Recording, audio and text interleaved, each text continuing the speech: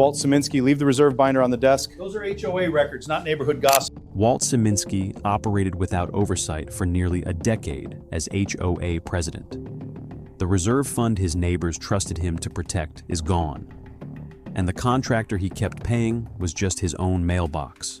The reserve fund is missing over $1 million. That fund paid years of maintenance nobody else wanted to manage. You blocked every detailed review until the roof money was gone. I blocked witch hunts, not audits. She would not stop asking. That was the problem. For 9 years, Walt Sieminski had run the Cypress Ridge Estates Homeowners Association without a single serious challenge, without a single audit, without a single homeowner who cared enough to open the books.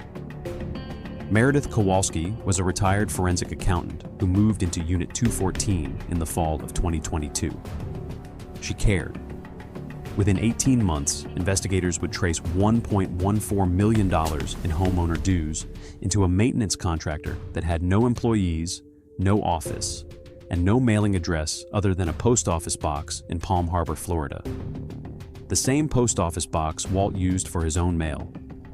Quick question before we get any deeper into this. How many people have keys to your community's money right now?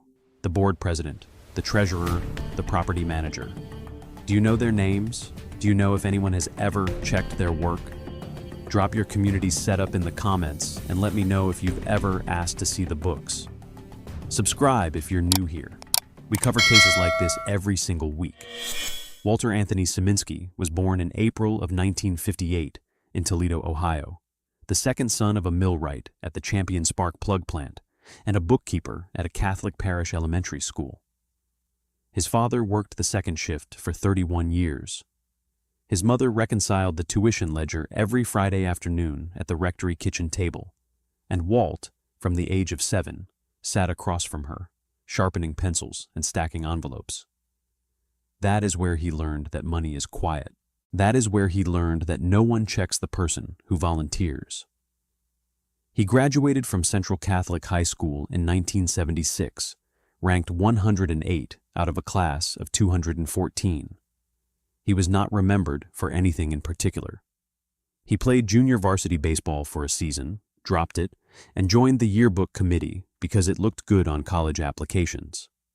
He enrolled at the University of Toledo the following fall, majored in business administration, and worked evenings and weekends at a Buckeye Federal Savings Branch on Sylvania Avenue as a teller trainee. His starting wage was $3.25 an hour.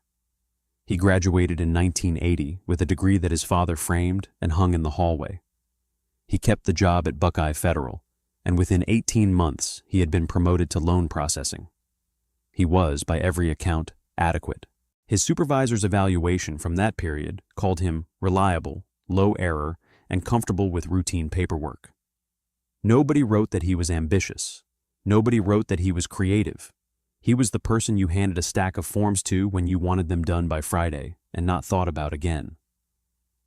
He met Diane Petrocelli in the spring of 1982 at a Christ the King Parish Festival in West Toledo. She was a dental hygienist, 23 years old, one of 5 daughters of a longshoreman on Lake Erie. They married the following June. Their first apartment, a 1-bedroom on Central Avenue, cost $240 a month. Their first son, Michael, was born in 1985. Their daughter, Jennifer, arrived in 1988. By then, Walt had left Buckeye Federal for a commercial insurance job with Nationwide, working out of a strip mall office in Sylvania. The commissions were better. The hours were worse. He spent the middle of his career doing what tens of thousands of men in his generation did across the industrial Midwest, which is to say he worked long weeks selling policies to small business owners, coached his son's Little League team on weekends, and put both children through Catholic school on a household income that hovered around $58,000 a year. He was not, by any observable measure, dishonest. He filed taxes on time. He did not cheat on his wife. He never showed up drunk to a booster club meeting or a Rotary luncheon. His neighbors in the Reynolds Corners subdivision of Toledo, where the family lived from 1989 to 2011, remembered him as the man who cleared their driveways after the Lake Erie snowstorms without being asked, and who kept a set of jumper cables in his trunk for anyone who needed them. But nobody thought of Walt as a leader. He was, in the language of one former colleague, the guy who ran the potluck sign-up sheet. He kept the master schedule for the parish men's club. He tracked the sponsorship dollars for the youth soccer league. He was, in every organization he touched, the treasurer or the secretary. Never the president, never the face. Always the one holding the ledger. He retired from Nationwide at the age of 53 in 2011, with a modest pension, a fully paid-off house in Reynolds Corners, and a wife who had been telling him for a decade that she was tired of Ohio winters. They sold the Toledo house that summer for $184,000. They loaded a U-Haul, drove down Interstate 75, and closed on a 3-bedroom ranch in Cypress Ridge Estates, Palm Harbor, Florida, in October of that year. The house cost them $298,000. It had a screened-in lanai, a 2-car garage, and a view of the 5th green of the community's private golf course. Cypress Ridge Estates is a master-planned community of 600 single-family homes, built in phases between 1988 and 2003 on what used to be an orange grove west of US 19. It has a clubhouse, a swimming pool, 4 tennis courts, and a 9-hole executive golf course maintained by a rotating slate of contractors. Its residents are, on average, 68 years old. Its median household income sits just above the Pinellas County figure. Its HOA dues, as of the year Walt moved in, were $340 per month per household. The reserve fund, in 2011, held approximately $1.6 million, earmarked primarily for road resurfacing and clubhouse roof replacement on a 15-year cycle. Walt joined the HOA board in the spring of 2013, 18 months after moving in. He ran for treasurer. He ran unopposed. 2 years later, in 2015, when the sitting president, a retired airline pilot named Roger Hollingsworth, moved to be closer to his grandchildren in Charlotte, Walt was nominated to fill the seat. He ran unopposed again. He would run unopposed for every re-election through 2023. A homeowners association is, in the American legal imagination, a small private government. It has a constitution called the Covenants, Conditions, and Restrictions. It has a legislature called the Board. It has a taxing authority called the Dues.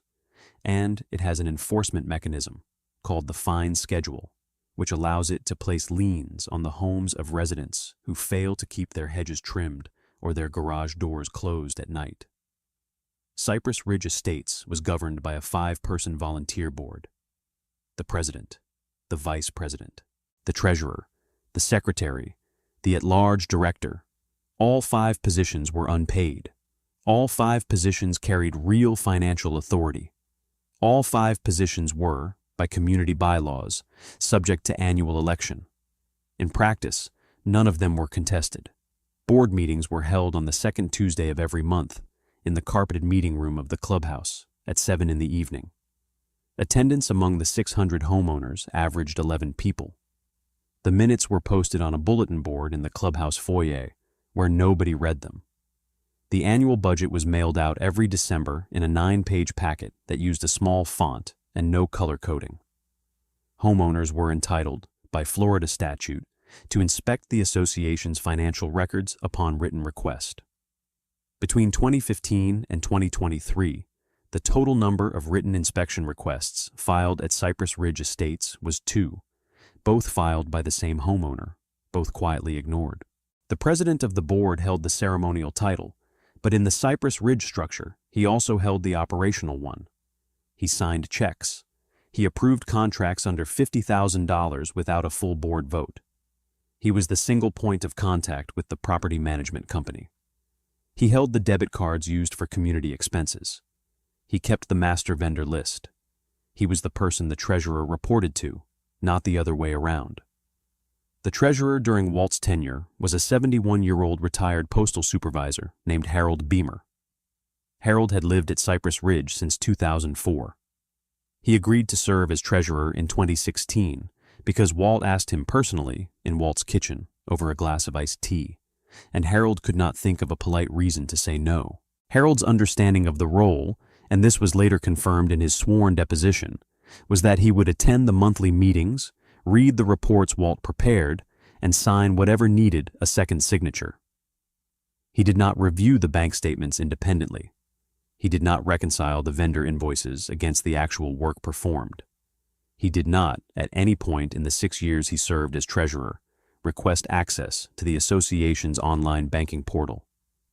He deferred to Walt because Walt seemed to know what he was doing, and because Walt, in every conversation, was pleasant and specific and confident. Walt used phrases like fiduciary duty and reserve study compliance and Chapter 720 filing requirements. Harold nodded. Everyone nodded. Walt had been in insurance, after all. Walt handled the paperwork. The property management company was a mid-size Pinellas County firm called Sunward Community Services. Sunward handled the day-to-day operational work, dispatching landscapers, processing dues checks, sending violation letters. Sunward did not audit the HOA's discretionary spending. Sunward did not verify that contractors listed in the ledger had actually performed work on the property. Sunward's contract with Cypress Ridge Estates specifically excluded forensic financial oversight, and it was renewed every 3 years without meaningful review. This was the system.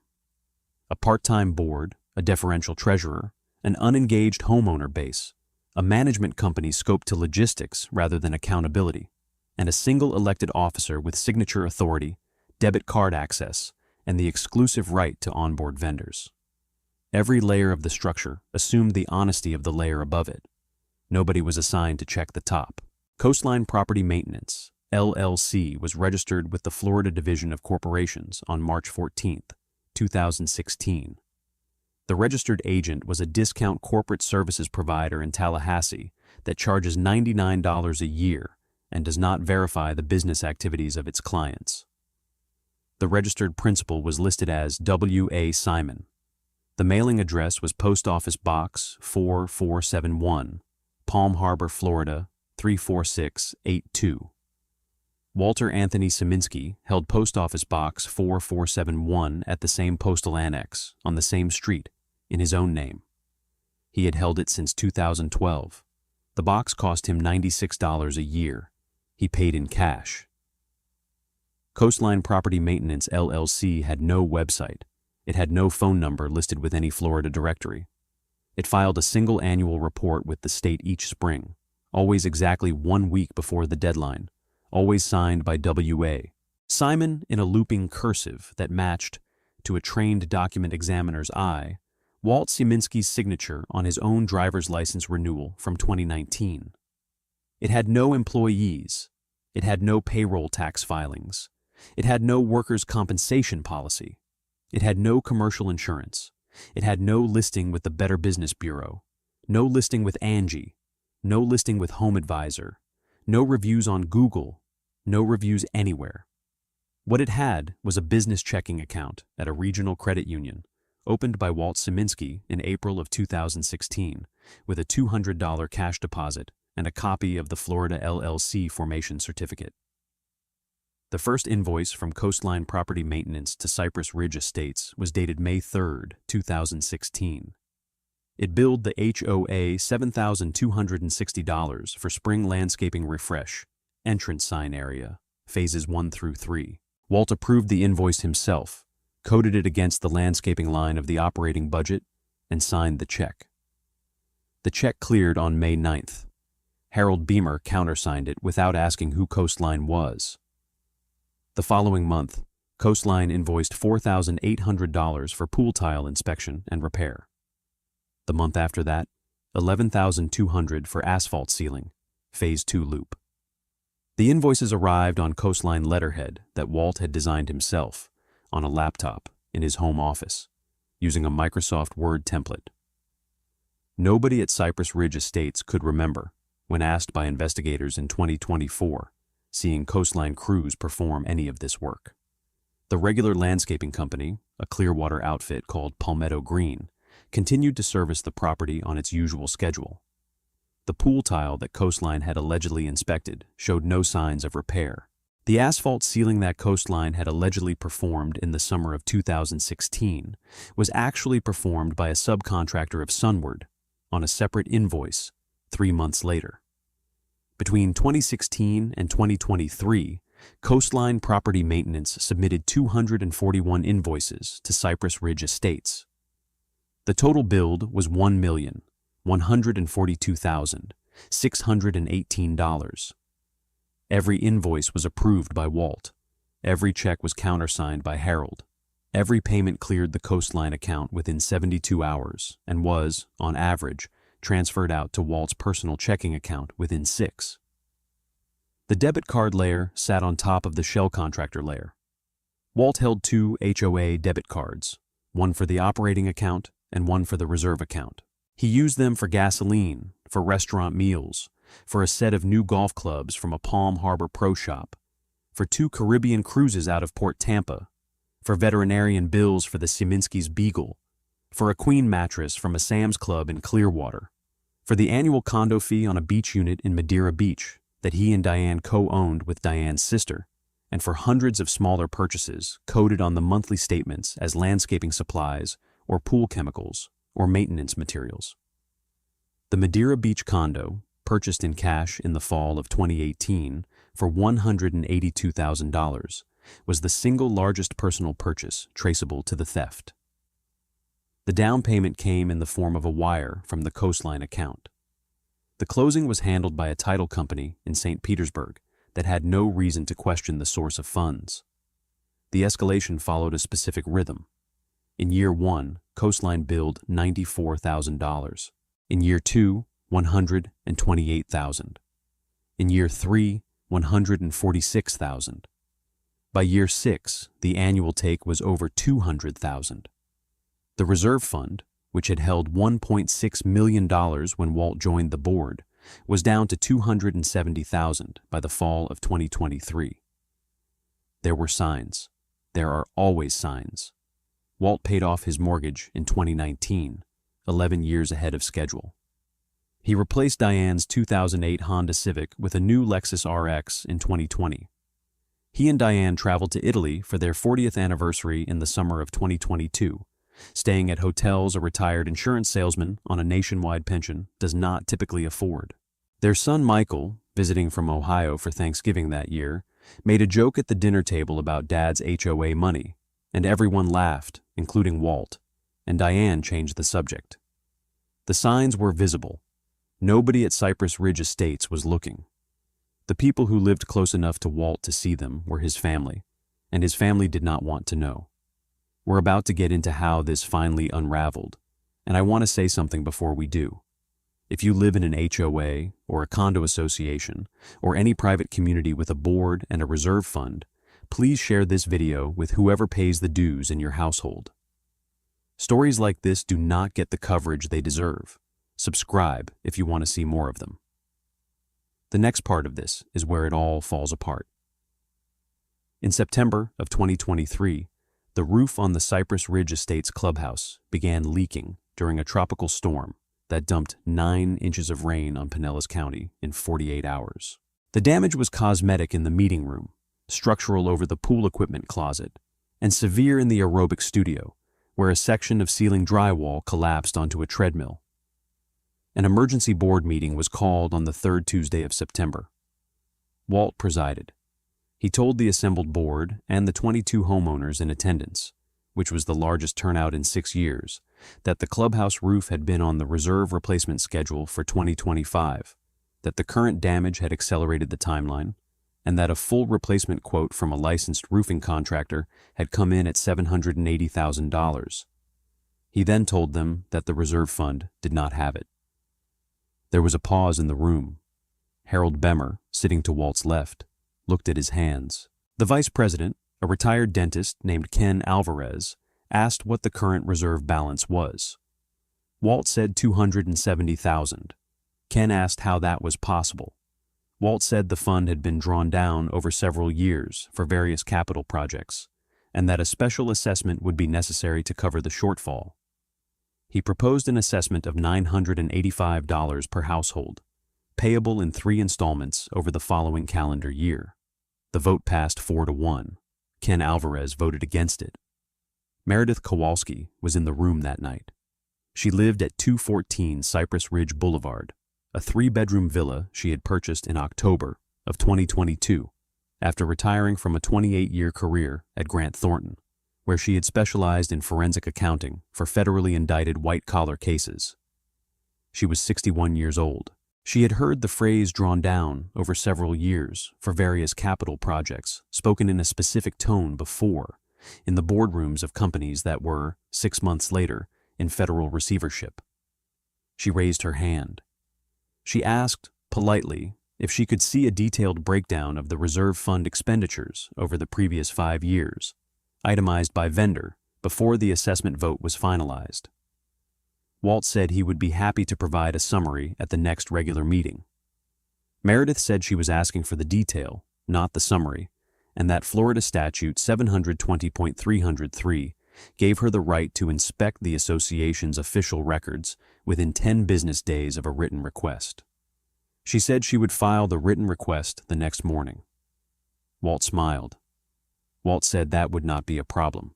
The written request was hand-delivered to the Sunward Community Services office in Clearwater the following morning at 8:45. It listed 31 specific line items by year and by vendor that Meredith wanted supporting documentation for.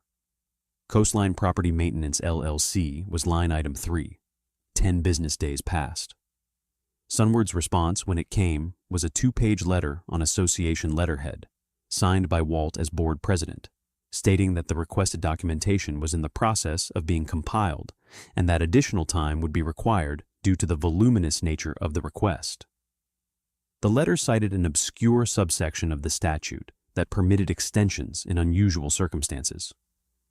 Meredith filed a second written request the same afternoon, this one narrower, asking only for the invoices, canceled checks, and business registration documentation for Coastline Property Maintenance, LLC. She copied the letter to the Pinellas County Sheriff's Office Economic Crimes Unit, to the Florida Department of Business and Professional Regulation, and to a Tampa Bay Times reporter she had known since her Grant Thornton days. The Sunward office called Walt at 3:11 that afternoon. The call lasted 11 minutes.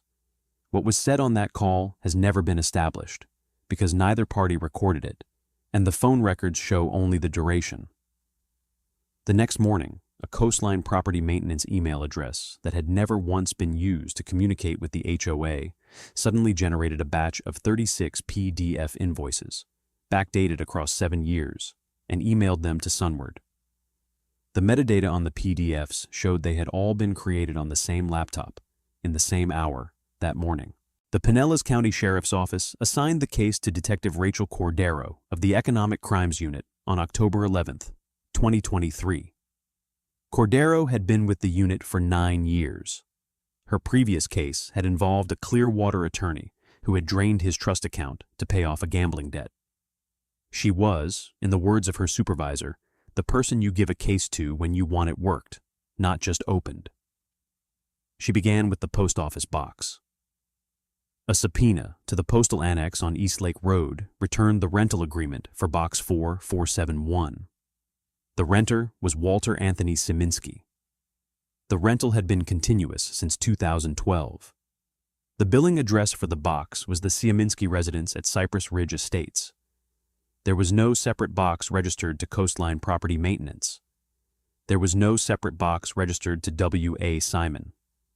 Coastline's state filings, its invoices, and its checking account all listed Post Office Box 4471 and Post Office Box 4471 was Walt's mailbox. The second subpoena went to the credit union. The Coastline business checking account showed a 9-year deposit history entirely from Cypress Ridge Estates operating and reserve accounts. It showed no other clients. It showed one authorized signer, Walter A. Sieminski, not W.A. Simon, not any other party, Walt. The third subpoena went to Bank of America, which held Walt's personal accounts. The transfer log from Coastline to Walt's personal checking, dating back to 2016, was 38 pages long. The transfers were labeled in the memo lines with a rotating set of terms: consulting fee, management stipend, site inspection reimbursement. None of these terms corresponded to any documented service. The total transferred over the 7-year period was $1,131,448. Detective Cordero brought in a forensic document examiner from the Florida Department of Law Enforcement's Tampa lab. The examiner compared the W.A. Simon signature on the Coastline annual filings, the endorsements on the Coastline checks, and Walt's own signature on his 2019 driver's license renewal, his 2020 mortgage payoff paperwork, and his 2022 passport application. The report came back on November 8th. The examiner found significant, consistent, and non-coincidental structural similarities across the W.A. Simon signatures in Walt's known exemplars, particularly in the formation of the capital W, the descending loop of the lowercase I, and the terminal stroke of the surname. The smoking gun was not any single document. The smoking gun was the accumulation. Same box, same signature, same laptop, same bank, same beneficiary. A shell contractor that existed only inside one man's mailbox, only on one man's business templates, only in one man's transfer log. Meanwhile, Meredith Kowalski, working from her villa at 214 Cypress Ridge Boulevard, built her own parallel file. She reconstructed, from the association's public tax filings and from the partial documentation Sunward had reluctantly released, a 7-year expenditure map that identified 39 additional questionable payments outside the Coastline pipeline. She estimated the total exposure, including the debit card personal spending, at slightly over $1.4 million, though the state's final indictment would settle on $1.14 as the figure it could prove beyond a reasonable doubt. She interviewed, on her own initiative, 17 homeowners who had been on the board or on informal committees at various points during Walt's tenure. 2 of them, in tape-recorded conversations that were later turned over to the sheriff's office, described specific incidents in which they had asked Walt about vendor invoices and been told, in each case, that the matter was under privileged review, or that the specific invoice was covered by a non-disclosure clause, or that they, as individual homeowners, did not have standing to inquire. Neither statement was true under Florida statute. Neither homeowner had known that at the time. One of the 2, a former Coca-Cola regional manager named Frank Whitcomb, told Detective Cordero, in a follow-up interview at his home on November 22nd, that he had raised concerns about Coastline as early as 2019 in a private conversation with Walt on the golf course. He said Walt had told him, and this was the exact quote in Whitcomb's sworn statement, "Frank, I appreciate you looking out, but this stuff is more complicated than it looks. Trust me, I've been doing this a long time." The arrest warrant was signed on the morning of December 5th, 2023, by a Pinellas County Circuit Court judge. Detective Cordero, accompanied by 2 uniformed deputies, drove to the Sieminski residence on Palmetto Terrace at 7:14 in the morning. Walt answered the door in a gray zip-up fleece and khaki pants, holding a coffee mug that said, "World's Best Grandpa." Diane was in the kitchen behind him, in a bathrobe, watching a morning news segment on the mounted television. Cordero identified herself. She told Walt he was under arrest for grand theft, organized fraud, and forgery, and that a search warrant for the residence would be executed within the hour. She read him his rights on the front porch, in the presence of one of the deputies, with the body cam recording the entire exchange. Walt did not immediately respond. He looked at Diane. He looked at the mug in his hand. He set the mug down on the small table by the door. "Sir, do you understand the rights I just read to you?" Cordero asked. Walt said he did. "Do you want to say anything at this time?" Walt paused for what witnesses later described as a very long moment. Then he said, "I would like to speak to my attorney." "That's your right," Cordero told him. "Please step out onto the porch and put your hands behind your back." Walt did not move immediately. He said, "Rachel, detective, can I say something to my wife first?" "You can say whatever you'd like," Cordero answered, "but you need to say it here, and I need to hear it." He turned toward Diane. Diane had come to the foyer by then, still in the bathrobe, one hand covering her mouth. He said, And this is on the body cam recording that has been entered into the pretrial record. Die. Call Jennifer. Tell her to call Rich Morano. His number is in the black book on my desk. Diane said nothing. She was crying by then. The deputies stepped forward. Walt turned around and put his hands behind his back and did not resist. The handcuffs went on at 7:19 in the morning. He was booked into the Pinellas County Jail at 8:42. The state attorney's office filed a 28-count indictment on December 14, 2023. The charges included 1 count of grand theft in the first degree, a first-degree felony under Florida Statute 812.014 for the aggregate theft of over $100,000. 23 counts of organized fraud under Florida Statute 817.034, corresponding to specific invoice batches submitted by Coastline. 4 counts of forgery under Florida Statute 831.01, corresponding to the W.A. Simon signatures on Coastline's annual state filings. The maximum aggregate exposure, if convicted on all counts and sentenced consecutively, is approximately 55 years in Florida State Prison. His defense attorney, Richard Morano of Clearwater, filed a not guilty plea at Walt's first appearance on December 18th. Morano told reporters outside the courthouse that his client denied the allegations and looked forward to his day in court. He did not answer follow-up questions.